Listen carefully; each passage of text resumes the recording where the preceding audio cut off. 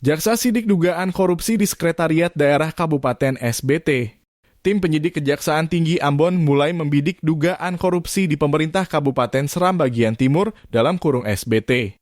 Kali ini penyidik menyidik dugaan penyimpangan anggaran belanja langsung dan tidak langsung pada Sekretariat Daerah Kabupaten SBT tahun anggaran 2021. Penyidikan tersebut dikonfirmasi Kasipenkum dan Humas Kejati Maluku Wahyudi Karba kepada wartawan Kamis dalam kurung 23 Juni 2023. Proses penyidikan dimulai setelah tim jaksa menemukan indikasi perbuatan melanggar hukum.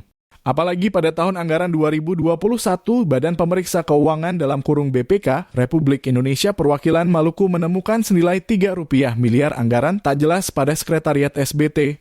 Wahyudi melanjutkan saat ini tim penyidik mulai memanggil sejumlah saksi-saksi untuk diperiksa.